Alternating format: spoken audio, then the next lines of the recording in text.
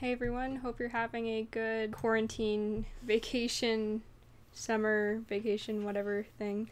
This is just another sketchbook that I finally did a sketchbook tour for. I actually started this sketchbook a long time ago, like a few months ago. I finished it a few months ago. These sketches that you're seeing at the beginning here are from, actually, I think 2018. These ones right here are actually my very first figure drawings ever.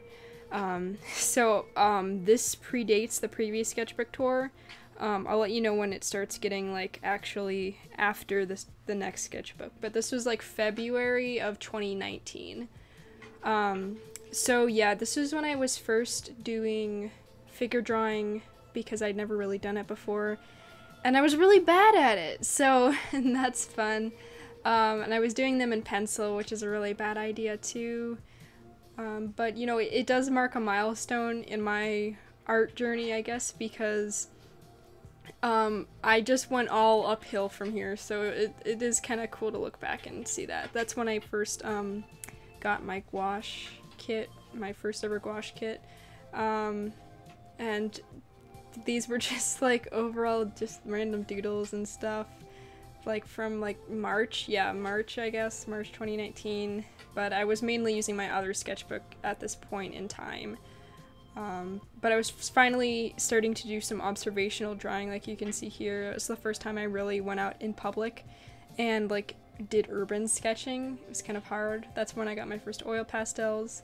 This was at our mall, and this is where I actually started like switching over to the sketchbooks. And then this is the Inktober that I started in my last sketchbook, and then you'll see I finished the last couple days there. And then I was just really getting into more observational drawing and like studies and stuff like that. So you see a lot of that there. They're not good. A lot of them just really aren't good. At least in my opinion, you know, just because I've improved a lot since then. You know, it's, as I'm recording this, it's August of 2020, so yeah, this is like easily like over like 9 months old.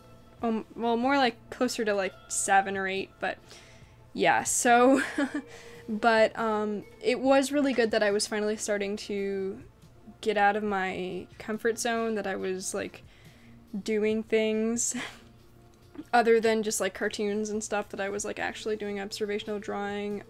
I would sit in the back of my French class and I would just pretty much draw everyone in that class because we didn't really have to do any work. So that was fun, yeah. And I would just draw my friends during like our free periods and stuff, which was fun too. Just stuff like that. You can kind of see the improvement like throughout the sketchbook. Like, even these are much better than the ones, like, a few pages before this, so it's really weird. I was improving very fast. And, of course, you know, I still did do some, like, character doodles every once in a while. So, you know. I was experimenting with, like, gouache and stuff. This sketchbook I would not recommend for wet mediums. I'm pretty sure I got this sketchbook at Books A Million, and it was just a random thing, like, a couple years ago. I was like, oh hey, I'll get this sketchbook. And I can't find it on the internet. I literally cannot find it, so I can't even give you guys a link to it. All I can tell you is that, it's not great. It's like that the paper in it is very thin.